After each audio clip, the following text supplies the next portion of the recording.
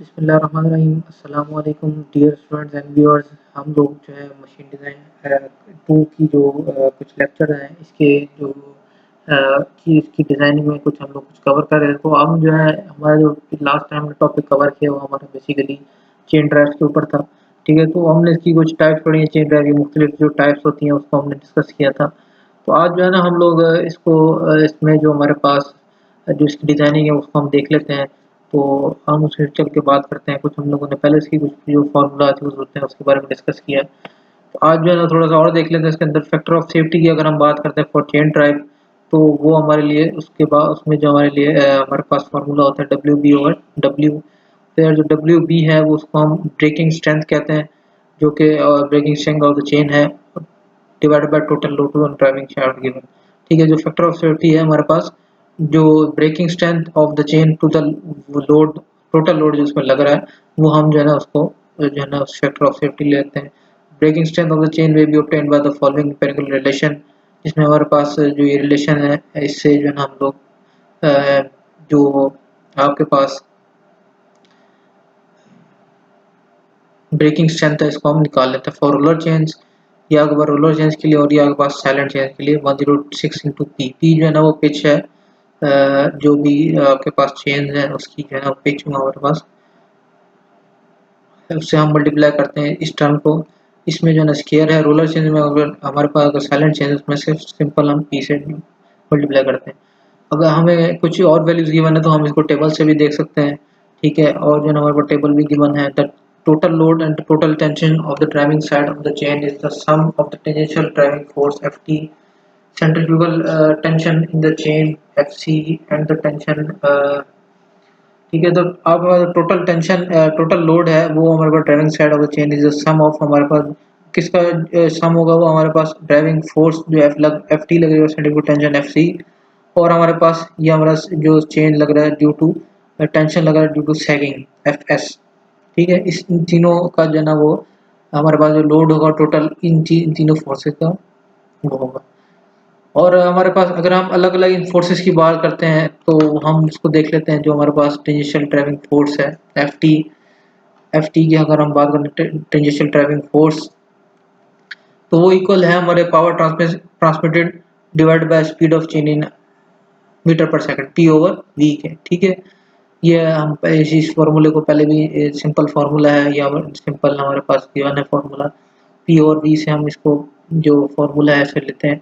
और इसी तरह centrifugal tension in the chains की बात करें जो हम लोगों ने पिछले जो टॉपिक्स हैं उसमें कवर किया था, तो वो हमारे पास F C equal to M B square आता है।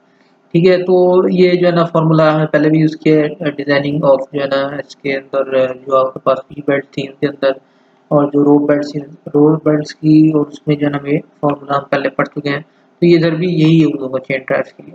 ठीक है, और हम एफ एस की बात करते हैं जो कि ड्यू टू सैगिंग है tension, tension due to sagging वो हमारे पास होता है K into M G into X. ठीक है, एम आपके पास जो है ना वो बैस ऑफ द चेन है। ठीक है, पर मीटर में हम कहते हैं, और एक्स हमारे पास जो है ना वो सेंटर डिस्टेंस इन मीटर है जो हमने शुरू में किया था। के कांस्टेंट है which takes into account the relevant of chain drive 2 to 6 होता है जब हम when the centre line of the chain is inclined to the horizontal to the angle less than अगर 40 डिग्री आपके पास है तो वो हमारे पास 2 to 6 के जो है ना हम लेते हैं इसकी वैल्यू। और इसी तरह 1 to 1.5 लेते हैं जब हमारे पास सेंटर लाइन डिस्टेंस जो है ना वो इंक्लाइंड हो टू द हॉरिजॉन्टल एंड उसका जो ग्रेटर एंगल जो होगा वो ग्रेटर देन 40 डिग्री होगा। ठीक है, और इसमें जो power transmitted by the chain on the basis उसकी बात करते हैं तो हम लोग ये आपके पास जो है ना वो पावर ट्रांसमिटेड आपके पास है W B into V over N over into K S. ये हमारे पास के एस जो है ना वो सर्विस फैक्टर है जो कि इक्वल होता है के वन इंटू के टू इंटू के थ्री। इसकी जो वैल्यूज़ हैं आप नेक्स्ट स्लाइड में देखेंगे, इसकी डिफरेंट वैल्यूज़ हैं। और डब्ल्यू बी अगेन आपके पास ब्रेकिंग लोड है जो हमने पहले निकाल लिया, वी आपके पास वेलोसिटी है, एन जो है ना आपके पास फैक्टर ऑफ सेफ्टी आ गया। ठीक है, और इस तरह power of transmit by chain on the basis of bearing stresses की अगर आप बात करेंगे, हमने बात किया on the basis of breaking load in the form of breaking load अगर हम निकालें तो इस फार्मूले से, और इस तरह बेरिंग स्ट्रेस की जो बात करते हैं तो हम इस फार्मूले से निकालेंगे। ठीक है, और यहाँ पे जो सिग्मा बी है वो हमारे पास लेवल बेरिंग स्ट्रेसेस है इन मेगा पास्कल, और जो भी आपके पास गिवन हो ए आपके पास projected bearing area in M M square.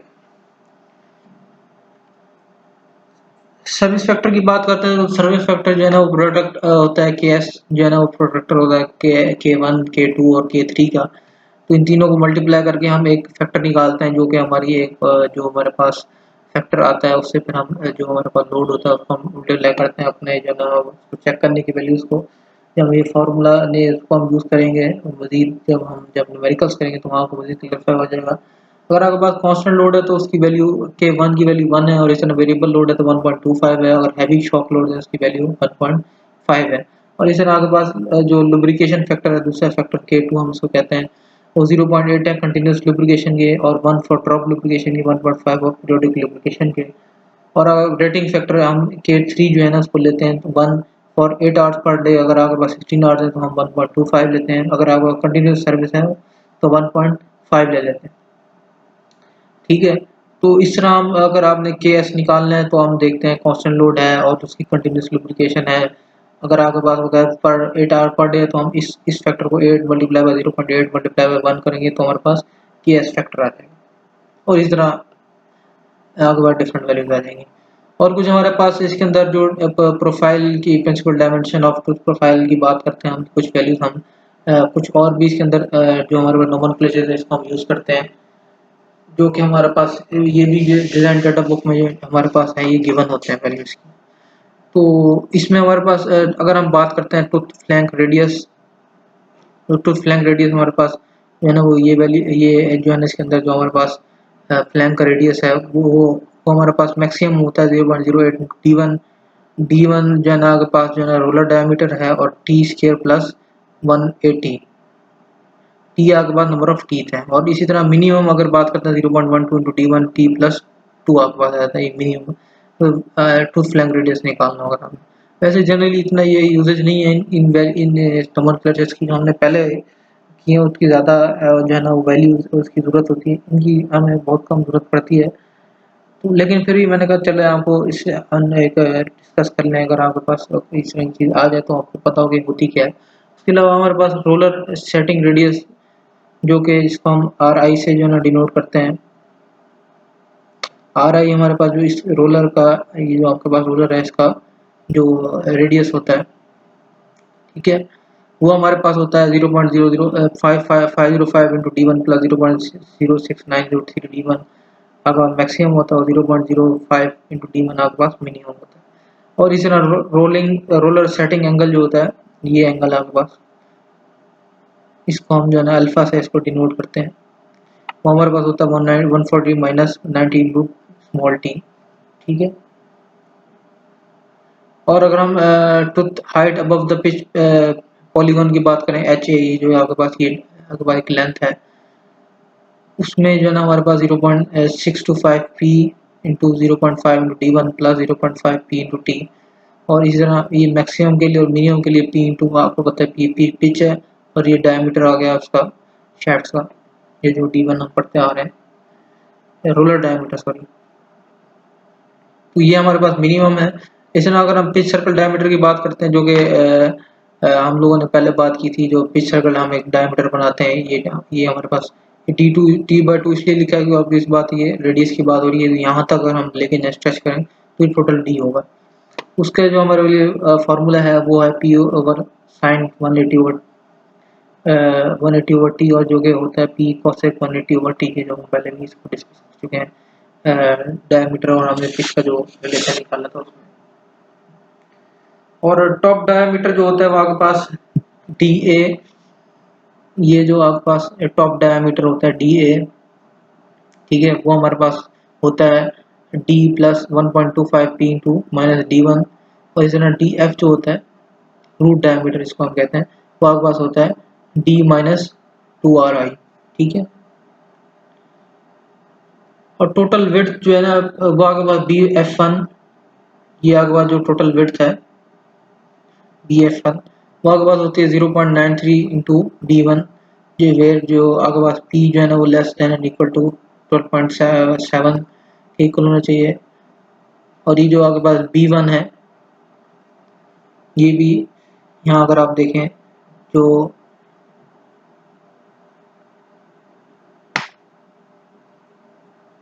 ठीक है, जो कि अगर आपके पास पिच जो है ना 12.7 से कम है तो हम इस फंक्शन को लेंगे, अगर आपके पास ग्रेटर देन 12.7 है तो हम ये वाला हम लेंगे। इसी तरह आपके पास टूथ रेडियस आर एक्स जो है, यहाँ पे हम अगर देखें, यहाँ पे शो नहीं हो रहा फिगर, मेरा ख्याल में वो रह गई है। तो इसमें जो है ना आपके पास जो टूथ रेडियस है आर एक्स वो इजिकल टू पी लेते हैं हम, और इस तरह टूथ साइड रिलीफ जो है ना वो पी ए लेते हैं। जो आपके पास जो ये टूथ रेडियस की जो आपको थोड़ी सी प्रोफाइल नजर आ रही है, सॉरी आर एक्स जो है ना वो ये शो रहा है। यहाँ पे अगर हम देखेंगे हमारे पास एक टूथ साइड रेडियस जो हम बात कर रहे थे, तो ये टूथ साइड रिलीफ जो है हमारे पास ये बी ए है, ये यहाँ पे शो रहा है। तो इसको जो है ना हम बोल लेते हैं 0.1 time of pitch to 0.1 time of pitch. तो इस तरह विड्थ ओवर टी जो है ना वो BF2 एंड BF3 जो है ना हमारे पास, ये जो BF2 और BF3 जो हमारे पास आ रही है, ये हम कितना लेते हैं, number of strand -1 into PT plus BF1। ठीक है, ये हमारे पास कुछ स्टैंडर्ड्स हैं जिसको हम मोस्टली तो इतना यूज होते नहीं है, लेकिन फिर भी आपको इन चीज़ों को पता होना चाहिए। इस तरह कुछ टेबल्स हैं आपके पास, ये कुछ टेबल जो है ना इसमें कुछ तो मैंने ऐड नहीं किए, कुछ ये ऐड किए हैं। इसमें हम देख लेते हैं मैक्सिमम अलाउबल स्पीड जो है ना, अगर रोलर और for silent chain, for roller and silent chain के लिए depending on the number of teeth on the smaller pocket और pinion and the chain pitch होने, ये आपके पास टाइप ऑफ चेन है, रोलर चेन आप लेना है, साइलेंट चेन लेना है, तो डिफरेंट उसमें जो है ना उसका जो पिच है वो आपके पास ये वैल्यूज की बन आ जाती है। ठीक है, उसकी डिज़ाइन जो प्रोसीजर है उसको हम देख लेते हैं। डिज़ाइन प्रोसीजर में हम क्या करते हैं, इसमें जो है ना हमारे पास जो सबसे पहले जो ट्रेन ड्राइव डिज़ाइन है, for first of all determine the velocity ratio of the chain drive को हम निकालते हैं, और फिर जो है ना select minimum number of teeth और स्मॉलेस्ट स्प्रॉकेट पिनियन को देखते हैं 25.5 से, और इसी तरह नंबर ऑफ टीथ और लार्जर स्प्रॉकेट को देखते हैं। फिर हम देखते हैं determine the design power by using service factor, इसको हम लेते हैं और डिज़ाइन पावर को हम ले लेते हैं। फिर जो फिफ्थ स्टेप है तो चूज हम करते हैं चेन का नंबर ऑफ स्टैंड और design power and RPM smaller pocket from table 21.4, और इस तरह नोट डाउन द पैरामीटर्स करते हैं। फिर हम इसको जो है इसकी roller diameter minimum width of the roller लेते हैं हम 21.1 से। फिर उसके बाद हम जो है ना पिच सर्कल को फाइंड आउट करते हैं, पिच लाइन वेलोसिटी को फाइंड आउट कर लेते हैं, और हम फिर उसके बाद डब्ल्यू जो की वैल्यू है उसको फाइंड आउट कर लेते हैं, ये रिलेशन है हमारे पास इससे, और फिर हम फैक्टर ऑफ सेफ्टी को निकाल लेते हैं WP डिवाइड बाय W करने के बाद, और उसके बाद जो फैक्टर ऑफ सेफ्टी है वो अगर ग्रेटर देन द वैल्यू जो है ना वो टेबल गिवन है तो उसको हम ले लेते हैं। ये जो है ना जरूरी होना चाहिए, जो फैक्टर ऑफ सेफ्टी की value should be greater than the value given in table 21। फिर हम वो फिक्स को उसकी जो सेंटर डिस्टेंस है उसको फिक्स कर लेते हैं। फिर एंड में जो है ना हम लोग इसकी लेंथ निकाल लेते हैं। अच्छा, इसके बाद हम एक न्यूमेरिकल देख लेते हैं, इसमें हमने डिज़ाइन करना है चेन ड्राइव, उसमें जो है ना कंप्रेसर की जो पावर है वो हमारे पास 15 किलोवाट गिवन है, और इलेक्ट्रिक मोटर जो है ना वो 100,000 RPM पे वो घूमती है, और उसमें जो है ना हमारे पास जो स्पीड ऑफ कंप्रेसर है वो हमारे पास 350 RPM गिवन है। ठीक है, N1 और N2 हमारे पास गिवन है, जैसे पावर गिवन है हमारे पास। मिनिमम सेंटर जो है ना वो 500 mm गिवन है, तो हमारे पास N1 N2 की वैल्यू भी है, और इसके अलावा ये हमारे पास जो 500 mm है सेंटर डिस्टेंस ये भी गिवन है। तो 16 आवर्स पर डे हमारे पास जो है ना उसकी जो वर्किंग है वो है, और चेन टेंशन में भी adjust bye shifting the motor on slides. ठीक है, मोटर ऑन स्लाइड्स पे जो है उसकी एडजस्टमेंट की जाती है। ठीक है, ये वैल्यूज हमारे पास गिवन वैल्यूज हो गई। तो हमारे पास सबसे पहले हम वेलोसिटी रेशियो निकाल लेंगे जो कि N1/N2 से निकलती है, तो हम उसको जो है ना 1000 हमारे पास गिवन है ये वाली वैल्यू, और दूसरी हमारे पास जो गिवन है वो 350 के पास, तो हमारे पास जो है ना वेलोसिटी रेशियो ये 2.86 हम इसको 3 ले लेते हैं। अच्छा, अब हम देख लेते हैं हमारे पास जो from table 21.5 we find the roller chain the number of the teeth on the smaller pocket of the pinion for the velocity ratio of 3 or 25। तो हमारे पास ये मेरे पास स्लाइड्स में तो ये गिवन नहीं है, टेबल में बुक मैंने खोली हुई है, वहाँ पे हम देख लेते हैं 21.5 हमारे पास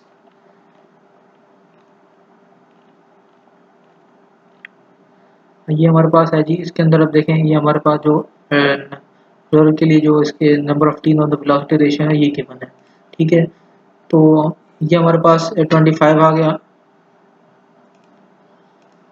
25 हमने इसको ले लिया। और उसके बाद जो है ना हम इसमें T2 की वैल्यू निकाल लेंगे। T2 की वैल्यू हमारे रिलेशन से आ जाएगी T1 into N1 into N2। हमारे पास से जो है ना वो 71.5 और हम 72 ले लेते हैं राउंड ऑफ। तो नंबर ऑफ टी तो ऑब्वियस सी बात है वो पॉइंट्स के अंदर नहीं हो सकते, वो राउंड ऑफ वैल्यू के साथ होंगे। और हम इसमें ज़्यादा फिर देख लेते हैं, डिज़ाइन पावर ले लेते हैं। रेटेड पावर मल्टीप्लाई बाय से सर्विस फैक्टर होती है, और इसमें आपको पता है कि रेटेड पावर जो है ना हमारे पास 3 किलोवाट गिवन है, तो उससे हमने आपको बताया था हम सर्विस फैक्टर से मल्टीप्लाई करते हैं 6। तो सर्विस फैक्टर क्या है हमारे लिए, अब K1 होता है, K2 होता है और K3 होता है, ठीक है। तो अब इसमें देखें, अब क्या है कि हमारे पास जो हमने इसमें K1 लिया है, मैंने आपको बताया था K1 K2 K3 सेक्शन लेते हैं हम लोग। हमारे पास वेरिएबल लोड के लिए हम इसको ले लेते हैं जो कि 1.5 है K1। और इस तरह हमारे पास जो K2 है वो ड्रॉप लुब्रिकेशन के लिए कुछ ले लेते हैं। और इस तरह हमारे पास 16 आवर्स पर डे की जो है ना वो गिवन है, तो उसके लिए 1.25 आ जाएगा। तो हम K1 K2 K3 को उसको मल्टीप्लाई करेंगे तो हमारे पास ये टर्म आ जाएगा 1.875, ठीक है, जो कि हम इसको मल्टीप्लाई करेंगे अपनी जो हमारे पास डिज़ाइन पावर, ठीक है। डिज़ाइन पावर को करने के बाद जो हमारे पास कुछ वैल्यूज़ हैं जो हम टेबल 21.4 से देख लेते हैं अगेंस्ट जो है ना 1000 आरपीएम, जो हमारे पास वैल्यू जो गिवन है स्पीड की, ठीक है, जो हमारे पास 1000 आरपीएम में हम 21.4 के अगेंस्ट देख लेते हैं।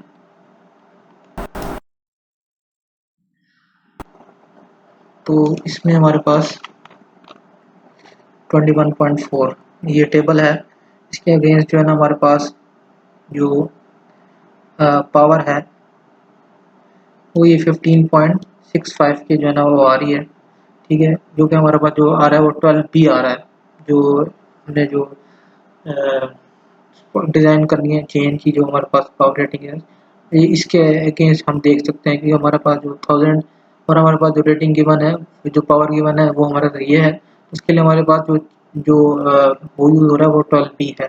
तो इस 12B को जो है ना हम लोग इसके अगेंस्ट फिर हम देखेंगे जो कि एक टेबल हमारे पास 21.1 है। तो इस 21.1 में अगर हम देखते हैं, ये हमारे पास 21.1 टेबल है, इसके अगेंस्ट हम देख रहे हैं 12B में कुछ हम देखेंगे इसकी जो है ना पिच जो है ना वो 19.05 है। और इसी तरह जो रोलर डायमीटर है वो 12.07 है। और विड्थ जो आपके पास है बिटवीन द इनर प्लेट्स है वो 11.68 है। और ट्रांसफर पिच जो है ना ये हमारे पास कुछ वैल्यूज़ गिवन है। और हमारे पास जो ब्रेकिंग लोड मिनिमम है वो भी वैल्यूज़ गिवन है। तो हम ये वैल्यूज़ यहाँ पे ले लेते हैं, ये हमारे पास वैल्यूज़ आ गई, ठीक है। हमने इस वैल्यूज़ को लेने के बाद जो है ना वो ये हमारे पास डिफरेंट वैल्यूज़ हमने टेबल से ले ली, ठीक है। और इसमें जो है ना अब इसमें जो है ना हमारे पास इसकी हमारे लिए हमारे पास एक फार्मूला था D1 हम निकालना है, ठीक है, पिच सर्कल डायमीटर, जिसके लिए हमारे पास फार्मूला गिवन था। इसके लिए हम इसमें वैल्यूज पिच की वैल्यू हमने निकाल ली है, ये हमारे पास पिच की वैल्यू आ गई। और T1 की वैल्यू अभी हमने पहले निकाल ली थी जो कि हमारे पास 25 आई थी। इसमें से जो हमारा D1 है वो हमारे पास आ जाएगा 0.152 मीटर आ गया, ठीक है। ये एक आंसर ये हो गया हमारे पास। और एक आंसर हमने स्पीड का निकाल लिया। दूसरा हम D2 भी निकाल लेते हैं इससे, जो कि हमारे पास P cosec T2 के साथ आएगा। P हमने ऑलरेडी निकाल लिया है। और T2 हमारे पास जो है ना वो भी वैल्यूज हम लोगों ने निकाल ली है 72। तो इसमें वैल्यूज पुट करने के बाद हमारे पास आंसर आ गया 0.436, ठीक है। और हम जो है ना इसके बाद पिच लाइन वेलोसिटी निकाल लेते हैं स्मॉलर स्प्रॉकेट के लिए, जो कि हमारे पास V1 into pi D1 into N1 over 60 है। तो हम इसमें वैल्यूज पुट करेंगे तो हमारे पास जो वैल्यूज आएगी वो 7.96 आएगी। उसके बाद जो पावर रेटेड जो है ना हमारे पास आएगी उसमें हम जो है ना वो देख लेते हैं इसको। हमारे पास 15 ओवर 7.96 से हम जो है ना उसको डिवाइड कर देंगे। हमारे पास फॉर्मूला है जो हम लोगों ने पीछे देखा है, इसको कवर किया था। तो हमारे पास टोटल जो लोड आ रहा है चेन पे वो हमारा 1444 आ रहा है। और जो हमने WB ब्रेकिंग लोड की वैल्यू निकाली थी वो ये वैल्यू निकाली थी 59। तो इससे हम डिवाइड कर देंगे तो हमारे पास जो फैक्टर ऑफ सेफ्टी है वो 32 आ रहा है। तो हम लोगों ने ये डिज़ाइन प्रोसीजर में पढ़ा था कि इसकी जो वैल्यू है वो ज़्यादा आनी चाहिए टेबल 21.2 की। तो 21.2 में अगेन अगर हम देखें,